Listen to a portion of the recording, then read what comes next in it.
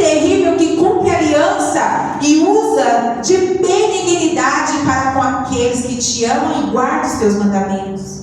Que os teus olhos estejam abertos e atentos os teus ouvidos para ouvires a oração do teu servo, que hoje faço perante ti de dia e de noite, pelos filhos de Israel, pelos teus servos.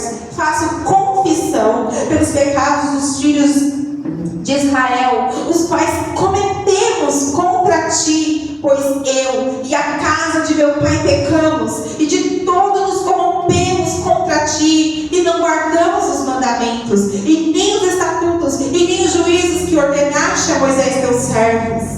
Lembra-te seriamente, pois, a palavra que ordenaste a Moisés teu servo, dizendo: vós transgredireis, e eu vos espalharei entre os povos. Mas se vós vos converterdes a mim e guardardes os meus mandamentos e os cumprirdes, então, ainda que os vossos rejeitados estejam espalhados pelos lugares muitos longínquos debaixo do céu, de lá os ajuntarei e o trarei ao lugar que escolhi, e dali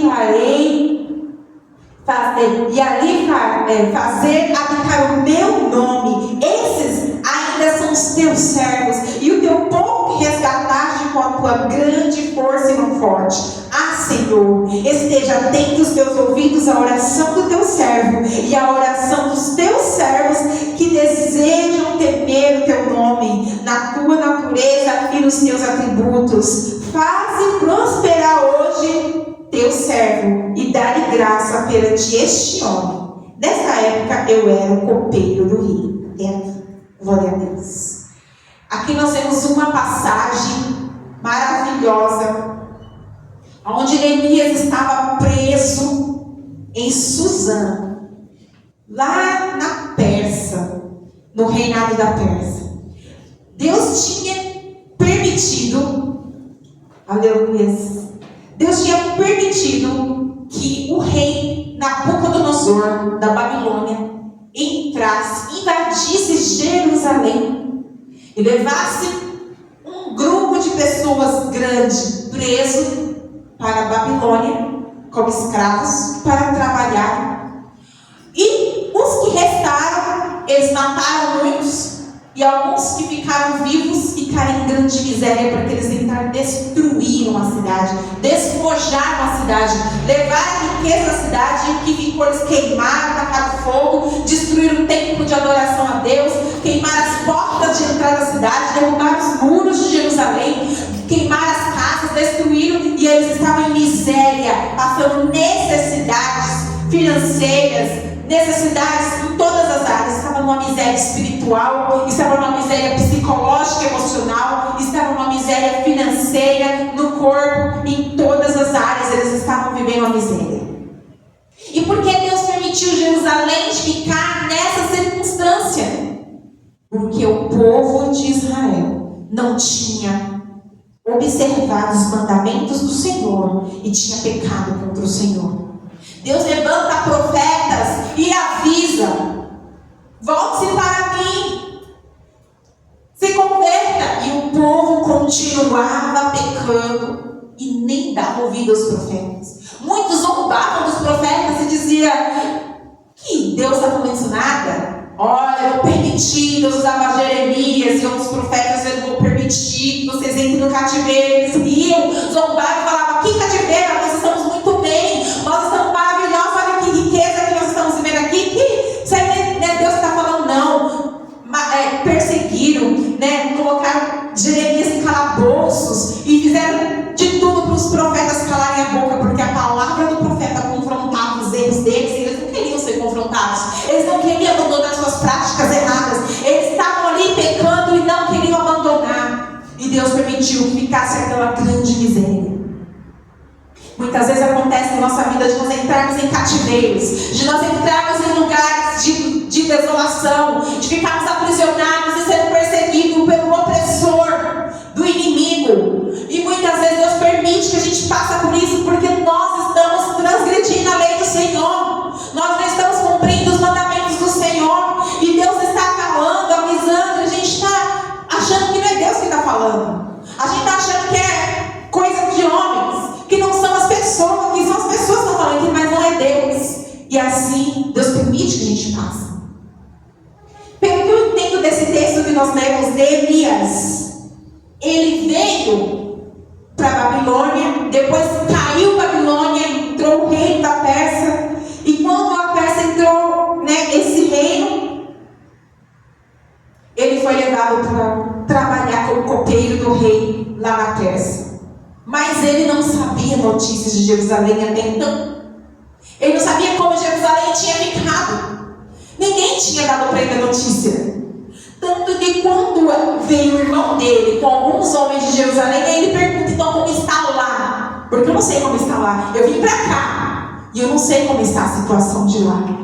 E quando ele sabe da situação, mesmo sendo que fosse juízo de Deus, fosse consequência de pecado, ele sente a dor do povo que está lá. E é isso que o Senhor quer que nós façamos nesta manhã. Deus entra em juízo com Jerusalém, mas nós não podemos rir de alguém que está passando por juízo. Ah, mas lá em tal lugar que aconteceu tal coisa, é a mão de Deus. Então, aí a gente cruza os braços e fica falando: tem que pagar mesmo, bem feito, porque é isso mesmo, e eu não vou fazer nada. Não, Deus não se agrada. Deus quer que a gente chore, sinta a dor daquele que está sendo castigado, está pagando o preço por conta da desobediência. Sim, nós temos que nos lamentar e sentir a dor, porque se for com a gente, Deus levanta pessoas para sentir nossa dor e lamentar com a gente também, porque é necessário. E Deus, o próprio Deus, quando Ele permite que a gente seja provado, que a gente seja amassado como um barro na mão do oleiro para tratar com nós, o próprio Deus sofre conosco, Ele sente a nossa dor, Ele chora por nós. Então Neemias, ele tem esse coração, ele sente uma indignação, uma inquietação, uma compaixão, muito amor por Jerusalém. E ele começa a chorar. Ele fala que assentei-me e chorei por alguns dias.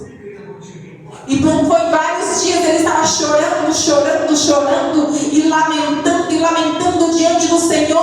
Olha para Jerusalém: Senhor, tem misericórdia, a tua cidade, olha como eles estão. E o Senhor nos chama essa manhã para nos indignar com circunstâncias de miséria nossa e de outras pessoas, da obra, da igreja, da religiosidade, do nosso tempo, de circunstâncias que estão acontecendo ao nosso redor, que a gente vê a mão de Deus agindo. Vamos nos indignar agora e lamentar e chorar e se mover de compaixão. Mas eu também entendo que o próprio Deus coloca um sentimento em nós de indignação quando Ele nos quer dar um chamado na nossa mão sobre aquilo. Você sente uma indignação de algo? Tem algo que você está indignado? Que você fica indignado e você fala: não, está errado. Isso te corrói, você fica inquieto com isso, e você tem um desejo, uma chama dentro de você de fazer alguma coisa para mudar. Isso é um chamado do Senhor queimando no seu coração. Porque foi isso que foi na vida de Neemias. Um chamado do Senhor queimando no coração de Neemias, dizendo: Neemias, se indigna. Neemias, chora, lamenta, porque eu vou te usar para reconstruir essa cidade. Por isso eu vou te batizar com este amor por essa cidade. Ama a cidade. Se lamenta por essa cidade, chora por essa cidade, que eu vou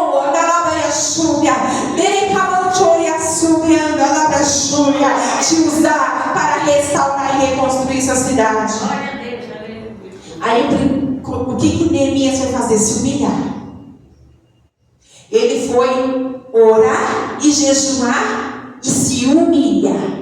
O que é se humilhar que Neemias fez? Ele, diante do Senhor, reconhece o pecado do povo. Diante do Senhor, ele reconhece os seus pecados, os pecados dos seus pais, o pecado de uma geração, da geração passada, da geração presente, que era a geração que estava pagando. E ele reconhece, e ele começa a orar, e ele começa a falar: Senhor, o Senhor é fiel,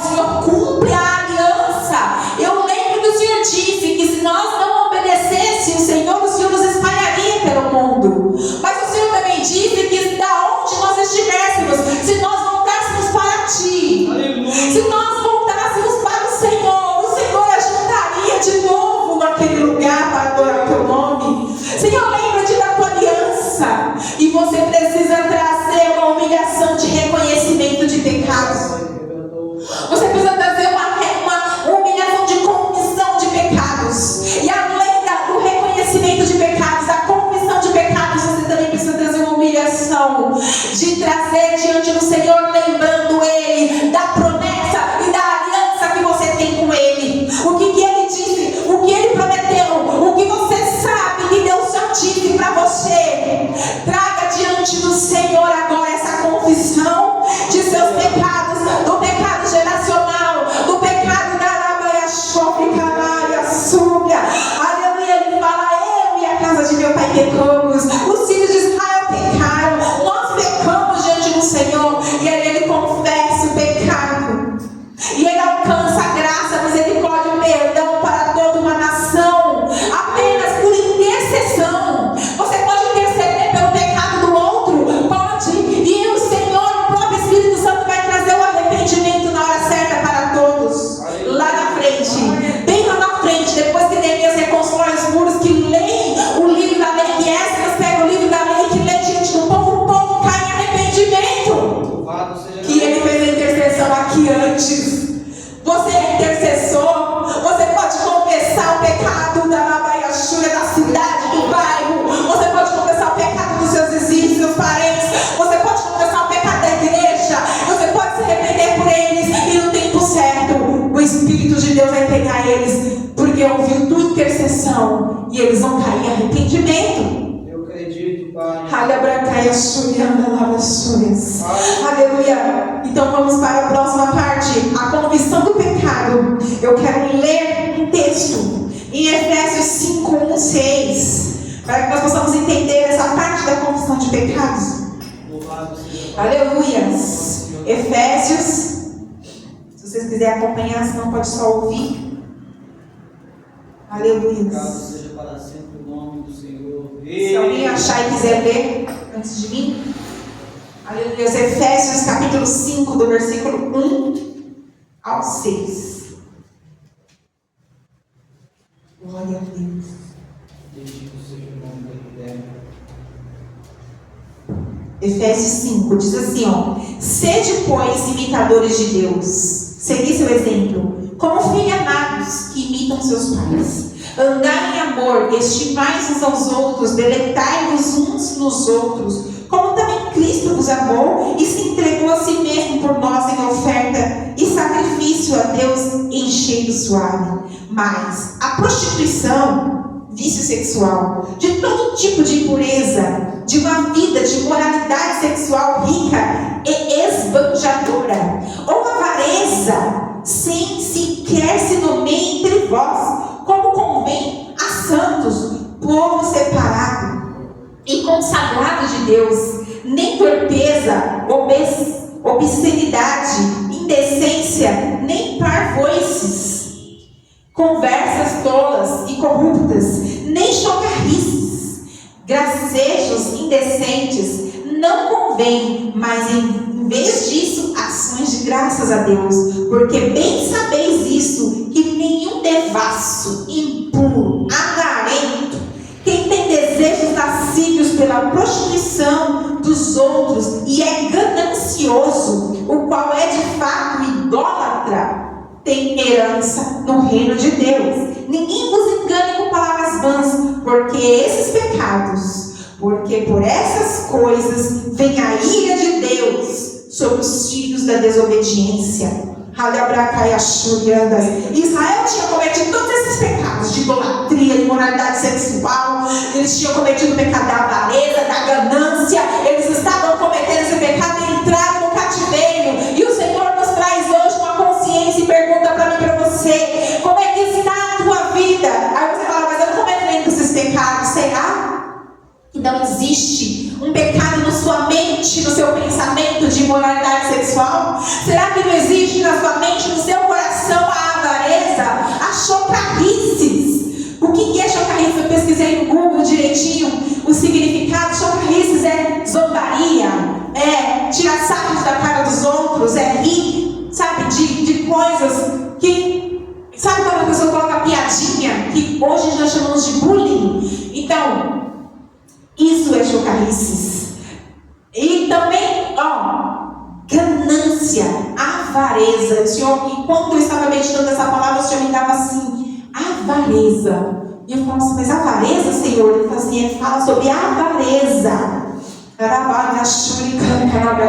que é avareza? E aí eu fui pesquisar o significado direitinho da palavra avareza. E a palavra avareza significa quando você tem apego pelo dinheiro, por riquezas, por bens, por objetos, por coisas, e que você não gosta de dividir com ninguém. Isso chama avareza. Quando você não quer ajudar o necessitado, quando você não gosta de dividir do que você tem, gosta de dar, porque você quer aquilo só para você, que nós chamamos disso de miserável, né?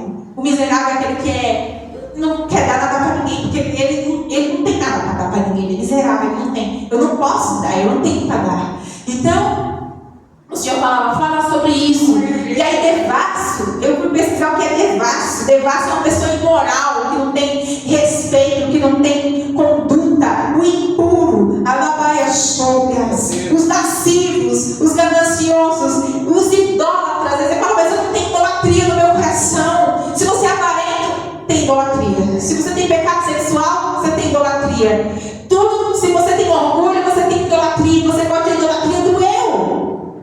Você pode idolatrar a si mesmo, idolatrar o pecado de estimação. Você pode idolatrar tantas coisas. E o Senhor fala, diante da palavra, não endureçais a vossa cerviz. Não receba essa palavra dizendo, isso não é para mim, é para o fulano, é para o ciclano. Pega a tua parte, é você com Deus. Ora vai achar a vassoura e canta. Não deixe que o juízo de Deus venha sobre a tua vida. Mas hoje ouça o que o Espírito Santo te diz. E se arrependa e confesse e deixe, porque aquele que o Senhor tem corrigido é porque Ele ama. E aí eu coloquei aqui o amor. Eu não vou ler, mas 1 Coríntios 13, 4 ou 7 vai dizer que o amor ele não tem vanglória. Que o amor ele não se ensoberbece. Que o amor ele é longânimo, ele não fica irado, ele não busca os seus próprios interesses. O amor é aquele sacrificial que a gente busca o interesse do outro. A gente quer fazer o bem para o outro. O amor verdadeiro não é sentimento. Você não tem que sentir para amar alguém. Você decide. E a graça de Deus ela vem de uma forma tão poderosa. Quando é difícil você amar uma pessoa, sabe aquela pessoa difícil? Eu estou falando de ninguém, não, falando de mim mesmo. Sabe aquela pessoa difícil de você amar? Aquela pessoa que parece uma pedra no seu sapato, aquela pessoa que parece que te arranha, que ela tem espinho. Quando você decide amar essa pessoa, a graça de Deus se manifesta. Porque isso é graça, é o que não merecemos, é o que a pessoa não merece, e você dá, porque você recebeu de Deus o amor, você recebeu de Deus a graça. Deus te amou quando você não merecia. Olha só para os seus pecados que você cometeu durante toda a tua vida, olha só para quem nós somos, olha só para as nossas falhas, quem eu sou, quem você é, quem todos nós somos. Nós não merecemos o amor de Deus, o perdão, a vida eterna, em nome do livro da vida. Nós não merecemos nada, nós não merecemos nem ser cheios do Espírito Santo, nós não merecemos nada, e o Senhor nos deu de graça, por amor, e é uma decisão, não é um sentimento. Então decida hoje derramar amor. Aleluia. Para quem não merece, dá graça, o perdão, perdoa os erros. Faz a decisão de amar, é a decisão de fazer o bem, mesmo que não mereça, e perdoar. E não guardar mágoa, não guardar dor, não guardar ressentimento, não ficar remoendo pensamentos na nossa mente sobre o que o outro fez. Isso é amar. E aí eu já falei da imoralidade, da avareza, já falei de chocarrice, já falei de idolatria, e agora eu quero ler Provérbios 28. Aleluia, nós já vamos encerrar, estamos caminhando para o finalzinho da mensagem. Mas agora o ponto mais essencial da palavra é esse versículo que eu vou ler. As 28 de Provérbios. O Espírito Santo está falando da agachúria. Eu recebi essa palavra, fiquei dias com ela mastigando. Capítulo 28, versículo 13. Diz assim: o que encobre suas transgressões nunca prosperará, mas o que as confessa e abandona alcançará misericórdia. Repetindo: o que encobre suas transgressões nunca prosperará, mas o que as confessa e abandona alcançará misericórdia. Os que encobrem as suas transgressões. Muitas vezes o orgulho faz com que a gente finja que não temos transgressões. Não, eu não peco. Não, eu não erro. Quem erra é o outro. E a gente acha que a gente é tão santo, tão certo. Isso chama orgulho. Porque todos nós que estamos aqui temos falhas e erramos e pecamos. E olha para você agora, né? Pega essa palavra e use para a tua própria vida. E olha onde que você está enquadrado nela. Se você não tem essa iniquidade, glória a Deus. Se você tem, é momento de você fazer, sabe o que? Está escrito aqui, ó: confessa e abandona para alcançar misericórdia. Porque se você encobrir e não se confessar ela, você não vai alcançar a misericórdia do Senhor. Glória a Deus. Romanos 5. A parte mais importante da mensagem é esse que a gente leu de Provérbios 28. Mas eu quero ler mais alguns textos. Romanos 5, 1. Glorificado seja para sempre. Diz assim, ó: portanto, justificados, absolvidos, declarados justos, posicionados corretamente perante Deus, pela fé, pela fé compreendamos de fato de que temos paz da reconciliação com Deus por nosso Senhor Jesus Cristo, o Messias ungido. O que Paulo escreve aqui aos Romanos? Que quando somos justificados, então Provérbios está dizendo que o que confessa e abandona alcança a misericórdia. A misericórdia te abraça e te justifica. Sabe o que significa justificar? Tornar justo. Pega a sua culpa e arranca e lança fora. Pega os seus pecados, lança no mar do esquecimento. E você se torna uma pessoa justa, porque ele te justifica. E o martelo do juiz vai bater, vai dizer: inocente, está perdoado, está absolvido, está limpo, não tem condenação, está completamente livre. E aí vai dizer que é pela fé. Você tem que ter fé no sacrifício de Jesus, fé que o perdão te alcança, fé que a fé vai trazer para você a justificação. E aí você vai ter paz com Deus. Quem quer ter paz com Deus? Porque a palavra de Deus nos fala que quando o homem pecou, ele foi destituído da glória de Deus, virou inimigo de Deus. E todos nós nos tornamos inimigos de Deus. Todos nós pecamos e ficamos destituídos da glória de Deus e nos tornamos inimigos de Deus. Mas através da fé em Jesus Cristo, do sacrifício de Jesus, da confissão dos nossos pecados, nós alcançamos do Senhor a graça. E talvez você diga para mim: mas olha, quando eu aceitei Jesus, eu fui perdoado lá dos meus pecados. Sim, mas e os pecados que você comete ainda até hoje? Precisa ainda confessar. Nós precisamos confessar até os pecados antigamente. Nós precisamos confessar diante do Senhor Jesus e a receber o perdão. E aí nós vamos ter paz com Deus. Paz com Deus é estar reconciliado com Ele, perdoado por Ele, voltar a ser amigo de Deus, se passar a ser filho de Deus.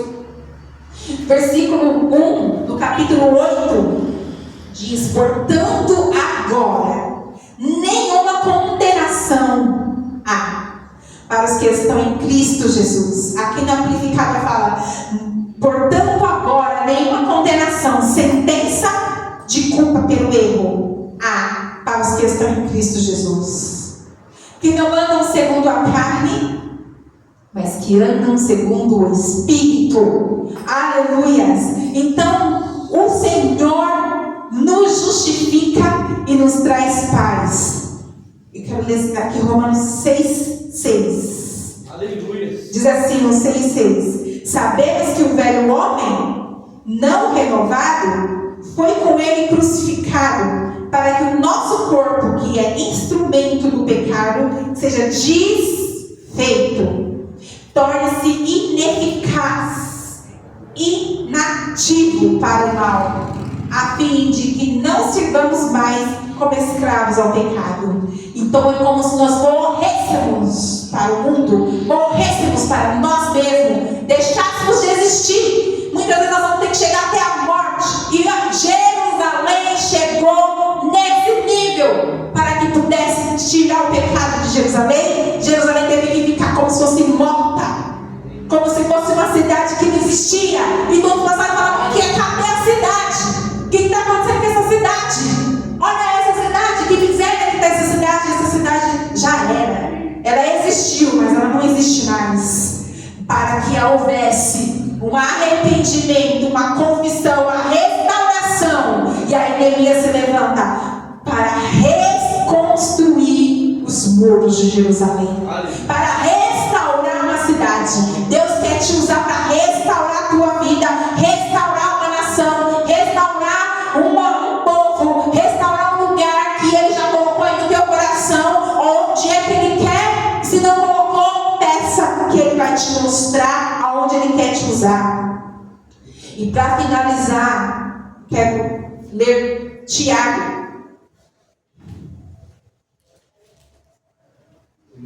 Tiago capítulo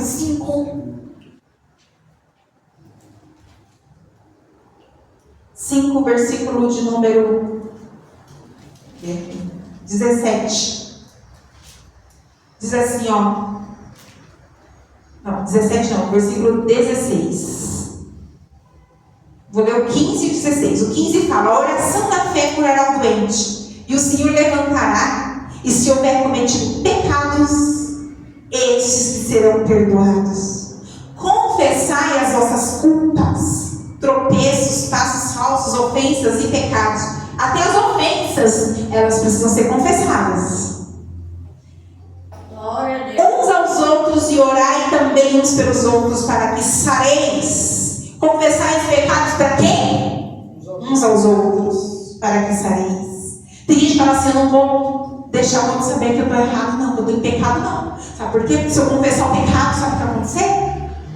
Ele vai me julgar, vai me criticar, vai achar que eu... Mas é nessa humilhação, quando você se humilha, que Deus te honra, que Deus te exalta. Porque Ele diz que aquele que humilha diante do Senhor alcança a graça de Deus.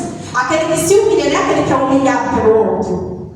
Ah, está me humilhando, Deus vai me exaltar. Não existe isso na Bíblia. Existe aquele que se humilha. Se humilha, é você que se humilha. É você que deixa a humilhação te alcançar. Não é quando... Porque quando alguém te humilha, muitas vezes você se ensoberbece mais. Quanto mais alguém te humilha, mais você se ensoberbece. Porque você acha que você não merece aquela humilhação que uma pessoa está fazendo com você. E não é nessa circunstância que Deus vai te honrar, não. Deus vai te honrar quando você se humilhar a si mesmo. Eita! Aleluia, aqui fala: a oração sincera, feita por um justo, pode ir muito em seus efeitos e eficaz em seu funcionamento. Porque Elias era um homem com as mesmas paixões que nós, com os mesmos sentimentos, afeições e uma constituição como a nossa. Contudo, orou com insistência para que não chovesse, e por 3 anos e 6 meses não choveu sobre a terra. E então orou outra vez, e o céu deu chuva, e toda a terra produziu seu fruto, como de costume. A oração de um homem só. E não choveu na terra. Por 3 anos. E depois esse homem orou e choveu. Entende isso? Que você tem este poder na sua mão como Elias. E O último versículo, é o último de hoje. Que Tiago 4:10 diz assim: humilhai-vos, sentindo-vos muito insignificantes perante o Senhor, e Ele vos exaltará. Está falando, ó, humilhai-vos, é nós. Humilhai-vos perante o Senhor, e Ele vos exaltará. Ele irá vos levantar e tornar a vossa vida significativa. Aleluia. Aleluias. Então, nessa manhã, eu entreguei aqui tudo, só tem um versículo que eu não li. Nós vamos colocar agora diante do Senhor. Se você quiser se ajoelhar, se você quiser ficar de pé, se quiser, como você quiser ficar, e nós vamos fazer esse momento de oração diante do Senhor. O Espírito Santo de Deus está aqui nessa manhã e Ele está ministrando a mim e a você. A palavra vem para mim e para vocês, porque primeiro ela vem em nós, ela faz efeito em nós primeiro, e depois ela vai ser distribuída para a igreja como pão fresco. E aquilo que o Espírito Santo já falou com você durante a ministração, já tocou no teu coração. Agora nós vamos fazer essa oração sobre isso. E se ainda há algo que precisa vir à memória, o Espírito Santo é aquele que traz à memória aquilo que nós precisamos confessar, aquilo que nós precisamos fazer, o chamado, o que queima em nosso coração, a indignação, e tudo que nós precisamos, o Espírito Santo vai ministrar individual para cada um de vocês. Então vamos fazer esse momento de oração. Senhor amado, a tua palavra nunca vai voltar vazia.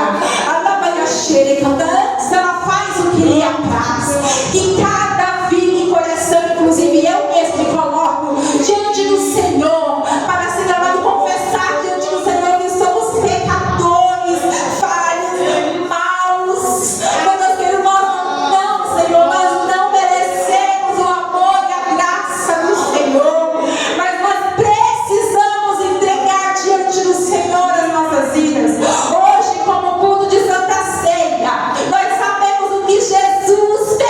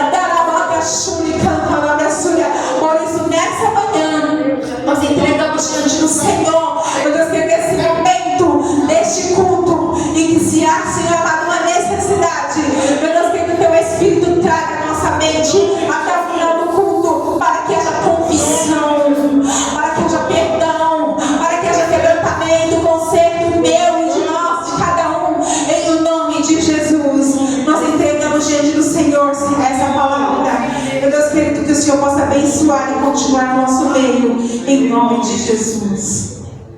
Amém.